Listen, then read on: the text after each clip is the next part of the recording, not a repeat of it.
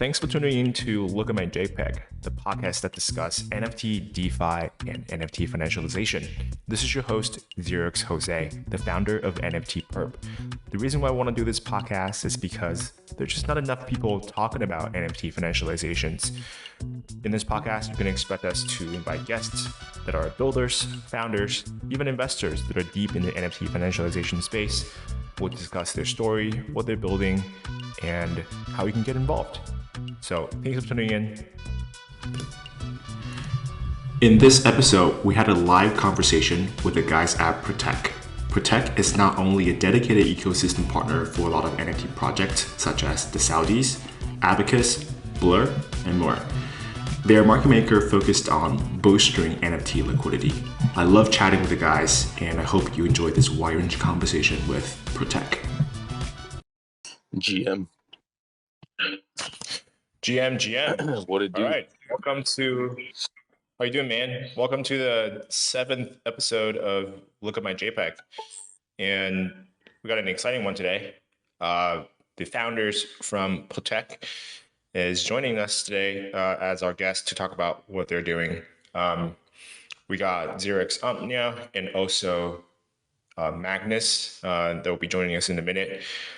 Welcome to the pod. Thank you, sir. It's good to be here.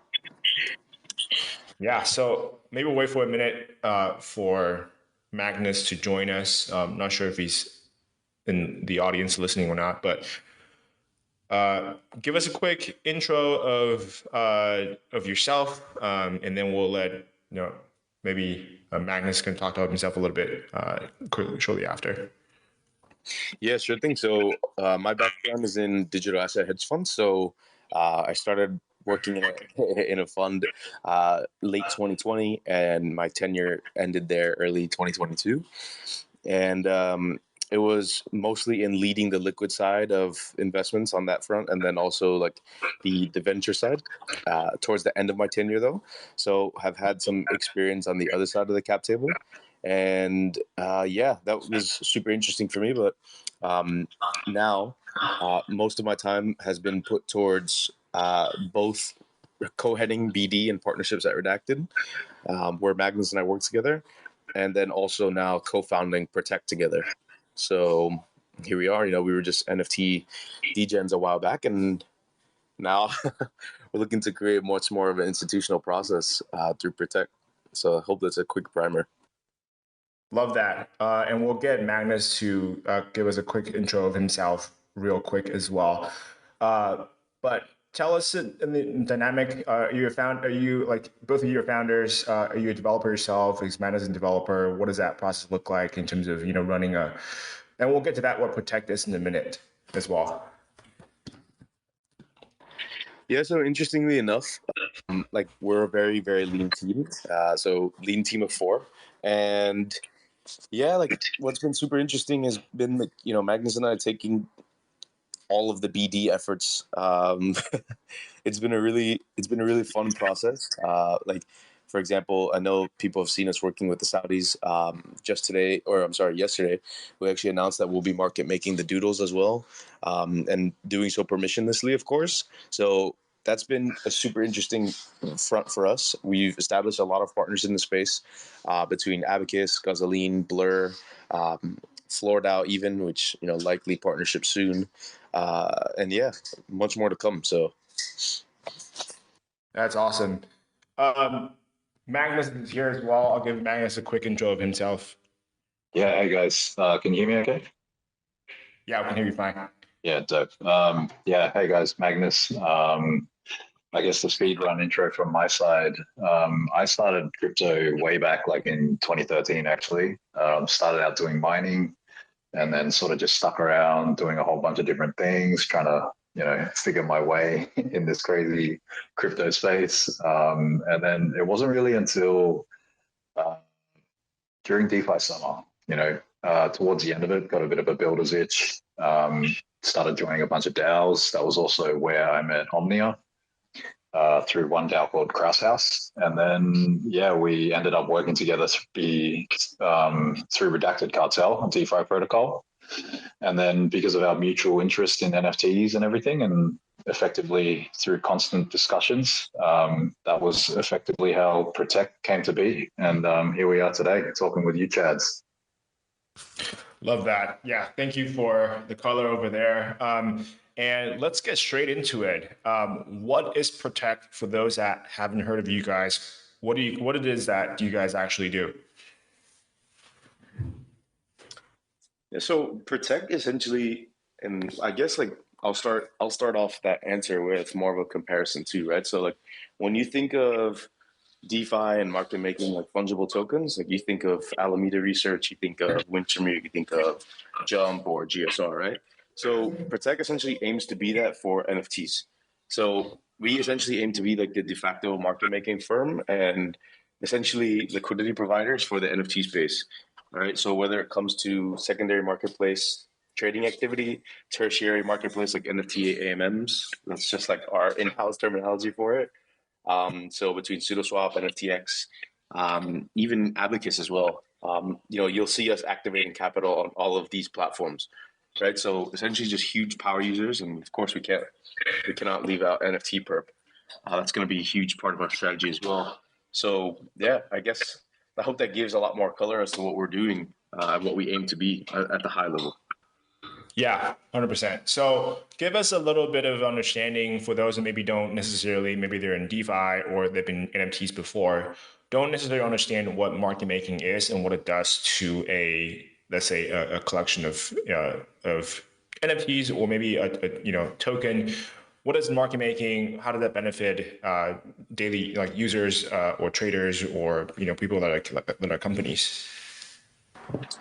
Yeah, for sure. So market making is typically known to help with as far as liquidity is concerned. And without liquid markets, you really don't have markets in the first place. So slippage, whether it's on chain or lack of liquidity, whether it's on centralized exchanges and stuff like that, has been obviously like a huge problem. Which is why exchanges will eventually open and there it is. there I am. Keep going. Yeah, so market makers will essentially take on token agreements with DeFi protocols or any protocol or tokenized project of some sort, and essentially take their tokens to a centralized exchange and begin actively trading them. And the goal is obviously for a market maker to be delta neutral or even to turn a profit. But yeah, I mean, so we have similar goals, but we cannot take the same processes with NFTs, right? So like there's an entirely new playbook that we've written and are continuing to write as more and more NFT protocols are emerging. And yeah, we ultimately aim to be the same thing, but more. The idea is not to be like value extractive and just profit maximalist, but overall just be able to essentially help bolster liquidity for collections all around, help bolster liquidity for NFT protocols all around, and essentially create a deeper moat for NFT liquidity, right? Like all around. Like it doesn't matter if you're a collection and it's just on the marketplace or AMM trading front, or if you are say like a lending protocol or a perps protocol or something like that, right? Like we really aim to just be power users of everything NFT related. So there has to be like glue that ties everything together, and Protecc aims to be that essentially. And I guess like the biggest, probably like the biggest maybe buzzword or like easiest, most cohesive word to use that describes everything that we want to do is a market maker, but so much more than that, I would say. Yeah, because there's a few different elements, I suppose, if you want to look at it from a collections perspective. If the volume and the liquidity dies off, people tend to lose that attention and then they end up breaking the floor. And that's definitely one of the worst things that can happen to a collection and accelerate it into like a death spiral. So we hope to help overcome that issue. Yeah, 100%. I think that's quite interesting. There are quite a few things we can unpack on what you just touched on. And I won't, particularly hop in different orders, but one of the things that really stood out to me when I was thinking about the idea of market making, traditionally, typically market makers make the profit with protocols, either through price action, different strategies involved, but a lot of times people focus on spreads, right? What is the lowest bid? What is the highest bid? What is the lowest ask? And if you can constantly provide a liquidity band around there, you can earn these good trading fees. If the fees that's related with centralized exchanges. And, for God's sake, like we're not dealing with a lot of royalties anymore because a lot of trades are being done on SudoSwap and whatnot. Started to make sense for market makers to come in and earn spreads. So maybe talk to us a little bit about what the opportunity looks like for NFT market maker currently in NFT market making, and how is Protecc sort of like on the forefront of that? Yeah, I think you touched on a really great point there. So like from a market making perspective, when it comes to the nitty gritty stuff, like, the spreads are pretty ridiculous right now on NFTs, and that presents a pretty huge opportunity from this point in time to the eventual maturation of NFTs and as they continue to expand, right? So obviously now there's more liquid markets for NFTs, and as they become even more liquid, the idea is to essentially, bring on more collections that essentially operate in a much more liquid manner, right? And that we can essentially, as a firm, capture much more spread on. So yeah, that's I guess like the nutshell version of like the opportunity that's there. But think about it, like most blue chip collections don't have deep liquidity right now on things like SudoSwap, and we know that there's other NFT AMMs that are coming into existence and rolling out slowly. So just to see right now on the most popular NFT AMM and kind of the one that started it all, like SudoSwap, to see that for blue chip collections there aren't really deep liquidity at all. Actually, there's no punk liquidity on there. Like that's a huge indicator of the opportunity that exists for large volume collections, even for more hype but lower volume collections as well. So yeah. Yeah, that's interesting. So right now I'm on OpenSea. I'm looking at Bored Ape Yacht Club. The highest bid on OpenSea for Bored Apes is 67.43 ETH, and the floor price, like lowest ask on the book, is 73. So effectively, you have, I think that's way more than 5%, like 8% probably, in terms of spreads, right? Yeah, which nearly 10%, which is quite wide. And if you don't counter in like the fees, OpenSea charges 2.5%, and then the royalties they charge is 2.5%. Really, you can look at a significant amount of arbitrage or providing book for a collection. So, which leads to my next question: like, what do you think is the current problem? Like, why do you think NFT like market so far has been so illiquid? Does that have to do with inventory that a project has, or the ignorance of NFT projects on liquidity in general? Like they're not incentivized to provide liquidity. Yeah, so that's a great point as well. Like there really is not much incentive to provide liquidity because many NFT collections don't really, they like, I've really noticed, and I think through a lot of our internal discussions between Magnus and I and some of the team, we've noticed that there has never been, like, liquidity has never been the standard for NFT collections. And that's one thing that Protecc aims to change, right? So for example, with the Saudis, we've seen a lot of success so far in terms of like floor price action, at least early on.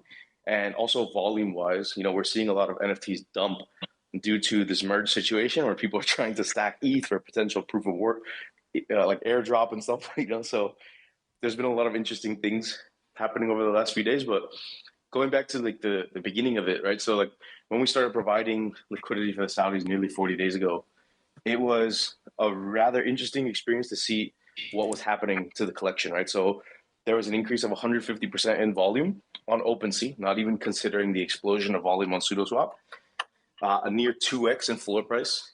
And overall, like the sell pressure that the pools that we've been able to manage for the Saudis has absorbed is quite incredible, right? So the price has not had an easy time moving down, as opposed to like what Magnus mentioned, which we believe is probably the biggest issue when it comes to NFTs, is that, like earlier this year in May, we were talking about the eventual and inevitable death spiral of Luna and UST, right? But this happens every single day to a multitude of NFT collections. All it takes is a group of coordinated sellers that literally want to brick a floor. All it takes is listing an NFT much lower than the floor price and keeping it at that price, right? Like for a long enough time, and you'll see how the community and the wider collector base ends up freaking out and ends up following suit. So there's a lot of psyops that can actually damage the reputability and the actual value of a collection, and deep liquidity can help to actually circumvent this. Yeah, that makes a lot of sense. So I think one thing that a lot of us, we're so accustomed to market making and the idea of, liquidity in a fungible token format. But when it comes to non-fungible, like I think inventory is also a big topic that projects need to think about, right? If you are a collection that you have 10K NFTs and on mint day, your company kept, I don't know, like 20 or 30 of them for legendary ones, whatever you decide to do as a NFT, collection creator, and the rest of you entirely mint out. You consider these like as a profit, but then you don't have any inventory left to market make, or even like in terms of inventory. What do you guys think about how that works? Is it just straight up ETH capital as inventory? You can bite up some amounts, therefore provide books. How does that work? So I there's a feel couple like ways to go about it. Yeah, go ahead, Magnus. well, I'll touch on one point. I think it's like in terms of like inventory with just certain collections, right? Like one typical thing is if you have a collection that like mints out super successful, a lot of people tend to attach themselves to it on a cultural level. Like you see people use it as their PFP, like with their punks or their bored apes, right?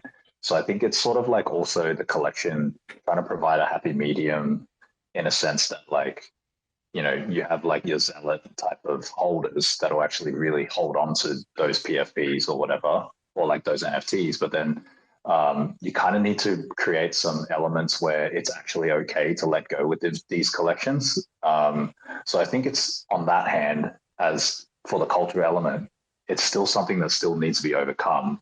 But in terms of like the monetizing bit, I'll probably let you take that one, Omnia, before I keep rambling on. No, yeah, that was such a perfect explanation of like how we look at it. Like from the monetization perspective, it's been so interesting to see like the different routes that we could take as a market maker. Because what's really differentiating Protecc is our market making as a service, right? So ultimately, being able to provide this systemized approach to optimizing liquidity for collections, right, as a service to collections like the Saudis, for example, and more soon that we're working on, and also being able to do it permissionlessly. So, like for example, yesterday when we announced we're doing this with the Doodles, it really does put us in a unique position. So, like for example, working hand in hand with the collection, we can either take Ethan and supply that as capital. What we'll do is like sweep the floor and then provide liquidity with that after, and go about it how we best see fit. And there's another approach, which is taking both, right? We could take NFTs and ETH to kind of, spawn this initial pool. And that's another way of doing it, right? Without providing the buy pressure to initially set up the pool, right? So that's the approach that we actually took with the Saudis. So there was no buy pressure in advance, like leading into the, how should I say, like the initial pool creation. We actually put no buy pressure into the Saudis. So everything that happened after was completely organic. So that was really, really cool for us to see. Yeah, that's quite interesting. I think this is a perfect kind of segue into what we can touch on in the following probably 5 to 10 minutes. Like, talk to us about like what kind of infrastructure is involved, what platforms and tools do you guys like to use in the operation of NFT quote unquote market making. What do you guys like? What do you guys not like as a market maker in terms of marketplaces? What are your thoughts on fees and whatnot? Let us know and give us a little behind the curtain ideas on what's going on. You want to take that, Agnes? Yeah, I think everyone probably knows that we're huge fans of like pseudo. A lot of the different tools, like unfortunately, like say like with Blur, right? Like we really are big fans of it, but that's not open access to everyone at the present moment. And I think mainly with a lot of these tools, it's also just like having to educate the greater like NFT participants because we've felt that there's like a little bit of a disconnect between the DeFi crowd and like the NFT crowd. And like with all of these NFT financialization protocols, like even like you guys, NFT Perp, trying to educate everyone to bridge that gap. And I think that'll be like where the entire vertical can truly grow. But in terms of like a lot of the tools, we kind of use everything and we aim to use everything. So I hope that kind of answers the question. And is there anything else that you think I've missed, Omnia? I guess just touching on the wow, that was tip of my tongue. I was gonna touch basically on as far as like protocols are concerned. I would say like some of the most interesting elements of this space currently is that not everything yet exists for us to do like to operate at full capacity, I would say. So right now it's like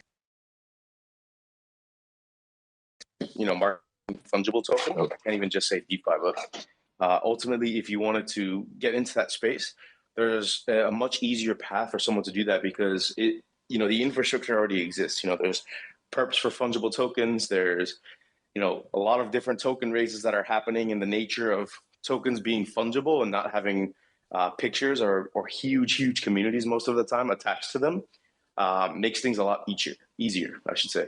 So for NFTs though, it really is such a massive combination of things that traditional market making or fungible token market making would never, ever take into account. And those are the things that we've had to spend a lot of time developing, right? So like our criteria as to how we work with collections, our criteria as to what protocols we'll work with. Like we're super excited about NFT perps. So obviously this collaboration or eventual collaboration, I should say, between NFT perp and Protecc is a natural step for us. So yeah, I would say like that's one of the bigger things that we've been paying attention to, like what protocols are coming into existence that we can eventually use. Like we've been talking a lot with Insert Finance. We've spoken a lot with Unlocked. So yeah, we really do have like a very good pulse on the space currently when it comes to emerging infrastructure. And yeah, I can't really say there's too many that are available to us to use as of currently outside of like lending protocols and SudoSwap, of course, and like existing marketplaces, which hasn't been where we've driven most of our volume. Got it. That's quite interesting. And I think since we are talking about infrastructure and in the topic of liquidity, it's also worth mentioning projects that's been around for a little bit, maybe a little bit too early for its time, but they obviously have done really incredible stuff towards like beginning of the year, even like in the last year. This project's called FloatDAO. I love those guys. They're one of the forefront like pioneers in terms of like building liquidity for NFT collections, obviously as an extension to NFTX. Do you guys have any sort of relationship with those guys? How do you guys, if you have done any operations or plan on doing anything with FloatDAO? So we do actually. We actually have a post in their forum that just went live last week, and they just tweeted it out last night for like a bigger request for feedback, kind of call to action, so to speak. And basically that details the partnership that we've proposed with FloatDAO. And essentially, we're looking to work with FloatDAO as passive liquidity managers. So essentially, FloatDAO would act as like a custodian to some of Protecc's positions, right? So for example, if like we get too active and we feel like we have positions that we don't want to constantly monitor and we think are more passive, those are ones that we can let FloatDAO custody.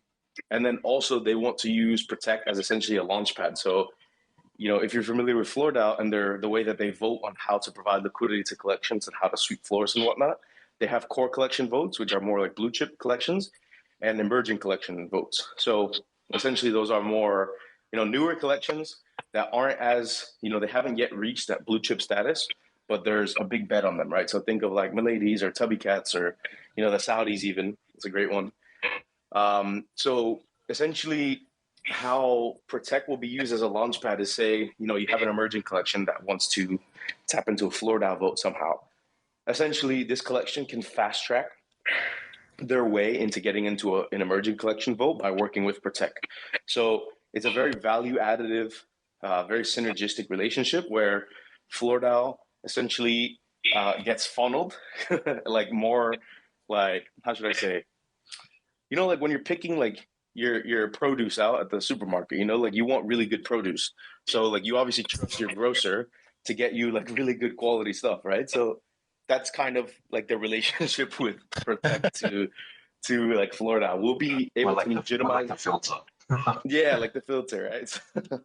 So yeah, that's like one way to look at it. And then also Florida is helping us, should this all pass through snapshot and all that, they would help us by essentially managing some of our positions as well. Like if we do see them as much more passive, and these would be Protecc owned positions, not any positions that we take like from working with collections, if that makes sense, because our ultimate goal is to transition the liquidity or hand over the liquidity to like being fully artist owned or collection owned, so that the collection is generating this perpetual revenue, so to speak. Yeah, that's quite interesting. No, thank you for expanding upon that. There are a couple of things I wanted to kind of, extend from this topic. So, number one, what are your thoughts on the potential of pseudo swap LP position Ponzi-ish protocols that incentivizes people to add LPs into pseudo swap and in return get yield from those, like DeFi summer, like 2020 type of stuff, for NFTs. Because right now, like that's what Floored Out essentially, came out with in terms of like, adopting their own model, adopting the bonding mechanism to incentivize protocol own, liquidity for NFT collection. So there's more fungible tokens to kind of, sell or buy into on liquidity, and that's a very indirect way to really bolster liquidity for NFT collections. Do you see that happening similar with SudoSwap? And if that's the case, is that something you guys are also interested in, either developing or exploring into? Yeah, so good question. So how we look at it internally is, I would say, like off the bat, it is for sure an inevitable thing, right? Like we do believe that some sort of like pool two situation for like pseudo swap based pools and stuff like that, like absolutely will exist, if not already, right? As far as Protect's involvement in that, there are some things that we've been discussing in house, but obviously like very, very like grassroots and under wraps at the moment. Okay, got it. So that I think that's where the next thing with I think could be really interesting, and just hopefully these things don't come out too early, and the market is not ready for it to embrace such things. Like I think as builders, we also need to kind of take the macro environment into account as these things come out. Yeah. Okay. So the other part I wanted to touch on, besides the NFT, pseudo swap and these like LP liquidity, is there any other things that as a collection owner, like the way I see this is this, right? Like the evolution of centralized exchanges like like OpenSea and these like big marketplaces that are dominating for quite a long time, charging very very expensive fees, typically 2.5%, some down to 2%, and then most recently X2Y2, and there's a trend of removing royalties from creators, and that obviously a lot of people are trying to debate and stand on different sides for this whole shenanigan. There are also marketplaces that are coming out protecting creators' rights to their royalties by doing these meta shield kind of thing, which I think is interesting. But ultimately, I think as a trend that I currently see in the NFT liquidity aspect of the market is that once the royalties are slowly taken away and volumes start to drive down, it actually incentivizes the projects to no longer do nothing and receive royalties in return, to actually proactively work with market makers to provide inventory and provide LPs or thick book on marketplaces so they can earn LP fees, it can earn spreads. Do you agree with that? What do you see on that end?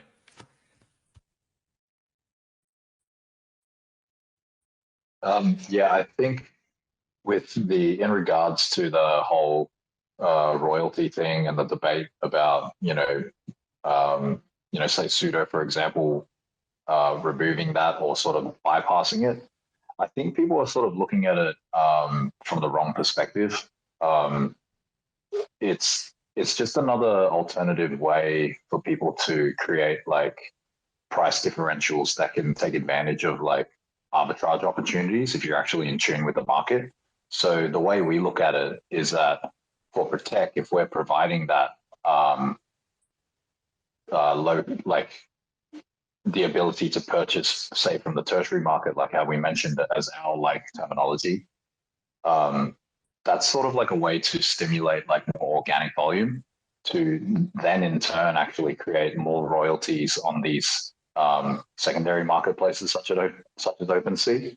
In regards to sort of like the race to the bottom, with different marketplaces removing creator fees, etc. That may just be like a transition with the way the landscape trends towards at some stage. I do feel that there probably will be various marketplaces that facilitate certain creators, whether they want to opt for higher creator fees, royalty fees, or whatever, or, those that just want to spin up quick collections, maybe they want to list on some marketplaces that have like lower fees or something. I do think either spectrum can exist. The taxations and all that sort of stuff, whether you sell, below a certain floor price and everything, I think is quite interesting. It's stuff that's been explored in DeFi before, to varying degrees of success. Ultimately, I think it's just about experimenting and seeing what it can actually work overall.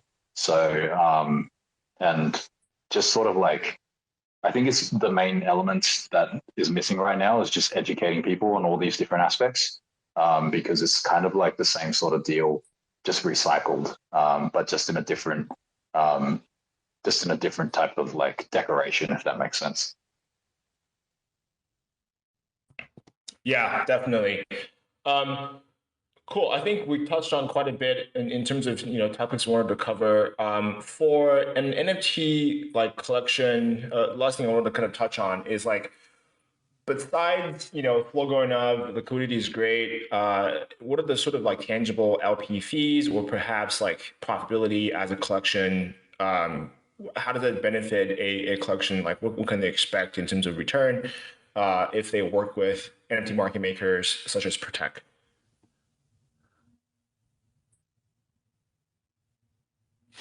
Yeah, Omnia, you better take this one because I think you know the numbers better than me. So, like, just to clarify, like, elaborate, maybe, like, this is talking about returns to NFT collections? Yes. Got it. So, obviously, this really depends, right? So, it depends a lot on, like, the collector base, like, existing collector base, I should say, how excited they would be or how, like, appreciative they would be of, some would call it exit liquidity, but some would actually call it, like, entrance liquidity, maybe, if that's the best way to put it, where you can actually size into a collection a lot better than you would be able to on, say, OpenSea, or size out of a collection a lot better than you would be able to on OpenSea or any other secondary marketplace. So I can't give like a concrete number on the actual returns, but the Saudis relationship has actually been so fruitful because now we'll be working with them on any further collections that they do come out with. And they did announce as well that there's going to be a token, and this was a lot more viable once there was liquidity for the actual NFT collection itself. So this this kind of incentivizes a very different type of activity when it comes to collectors, right? Because now there's a token on the line, right? So this is a really interesting way for projects to monetize any existing liquidity or incentivize liquidity, as you were mentioning before. Like, how do projects incentivize liquidity, right? So now we can really cook up some interesting tactics as to how to go about this and use the token, right? Like, that gives it extra form of utility and also incentivizes liquidity for the Saudis, right? Outside of us, and overall just bringing much more of the community together to provide liquidity for the collection, right? So again, like, just touching on the fact that the collection will actually own this liquidity, at the end of, whatever our work is, right? So however long that is going to be, like, it doesn't really matter because ultimately the collection does own it. So the collection will be generating these fees. So like, we are the deepest liquidity on Pseudo, right? And overall, what's been really interesting about that has been seeing like how much the collection has earned from it. So there's been, out of a pool value of 20 ETH as of a few days ago, so far like 25% of that has been generated as fees already. So that was super interesting for us to see, and a really interesting W for that collection. So yeah, I guess that gives like some sort of concrete numbers as to what's already happened. Yeah, I mean, that makes a lot of sense, right? That's what, at the end of the day, market making, a big aspect of the benefits come from having enough liquidity for new buyers to come in and buy in size, and also for those that are wanting to sell can have exit liquidity without crashing valuation for the entire collection too quickly. So ultimately, those are definitely very tangible benefits for collections to start working with market makers and get a return out of it. Yeah, I think that makes a lot of sense.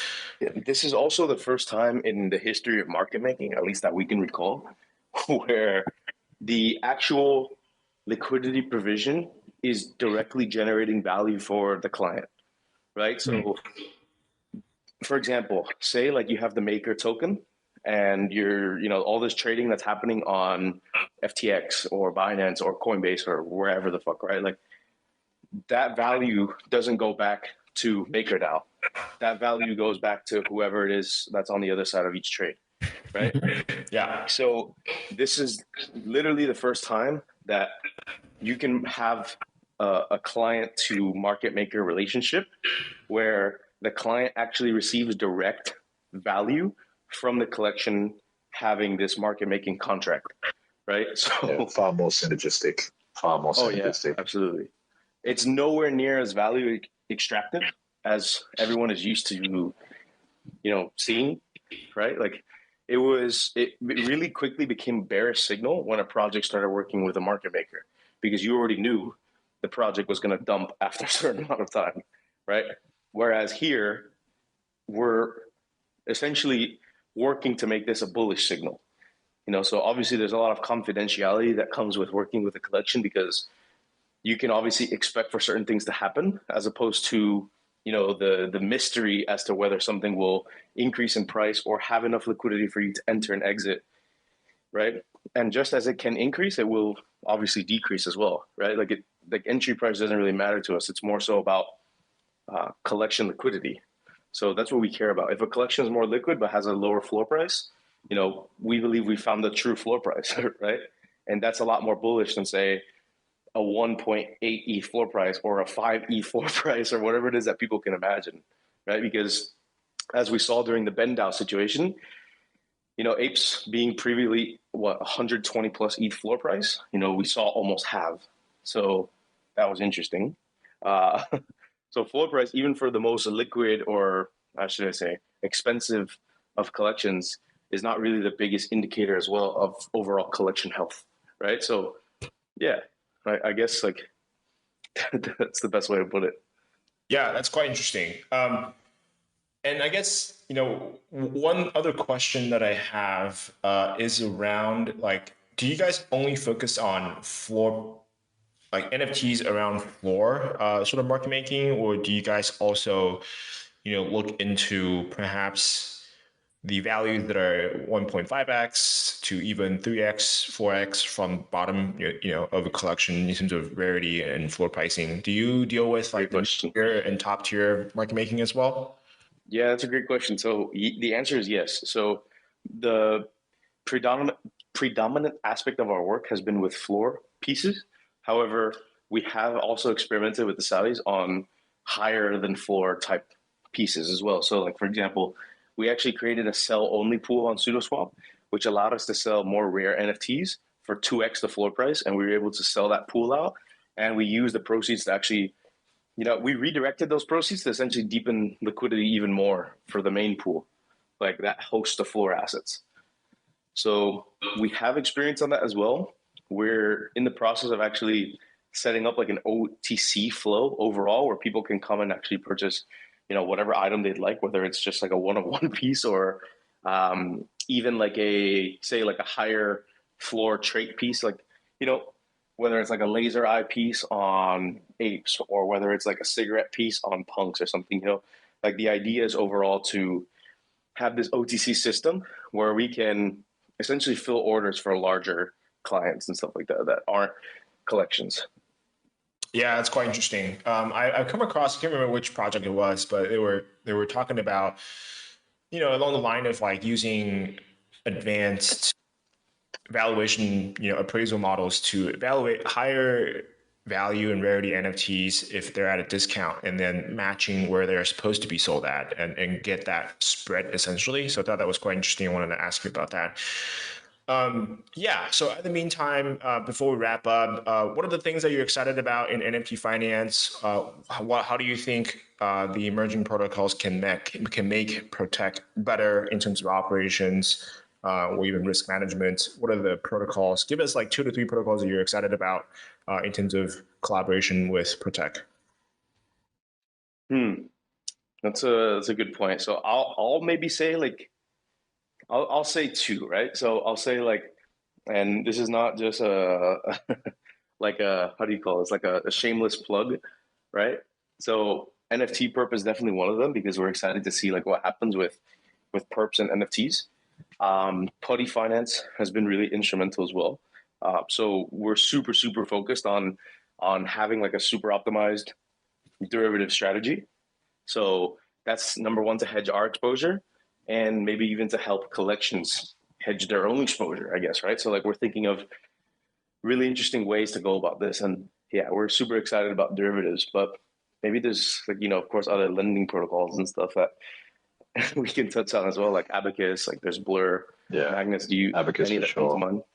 Mm-hmm. Yeah, those are definitely a couple that I'm excited about. Like Abacus for sure, especially with the stuff that's happening with gasoline as well.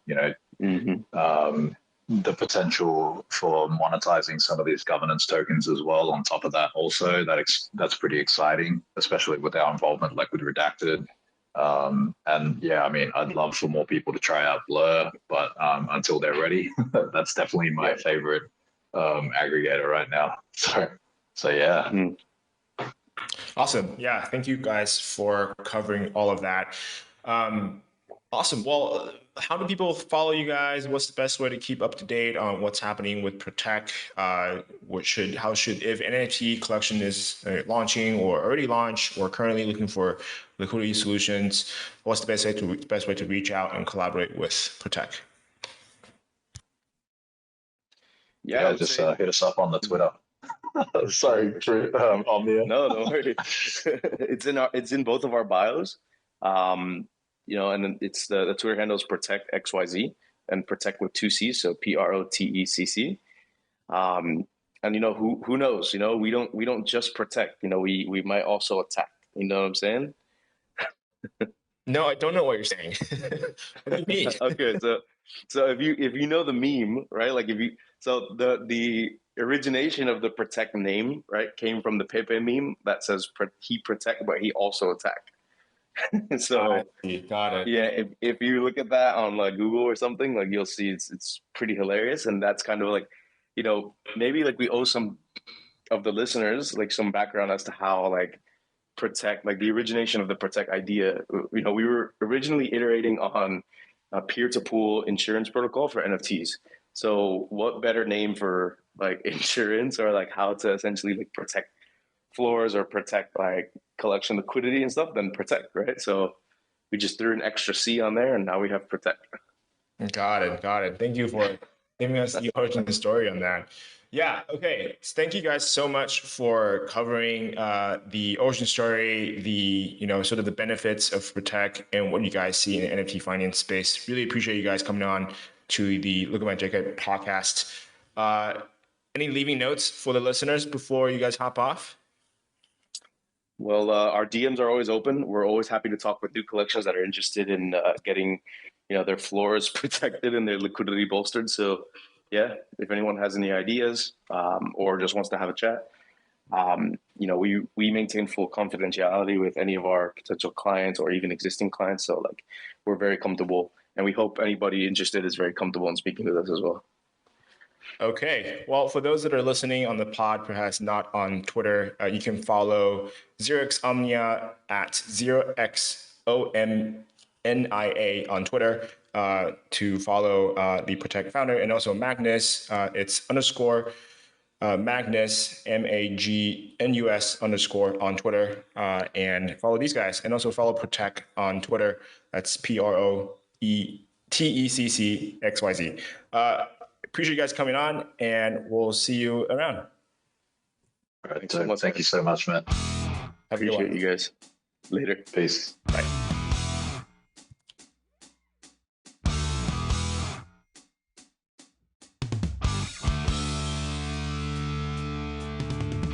Thank you for tuning in to Look at My JPEG podcast. If you're listening on Spotify or Apple Podcasts, wherever you get your audio podcast from, give us a like, a subscribe if you like the content, and we'll see you in the next episode.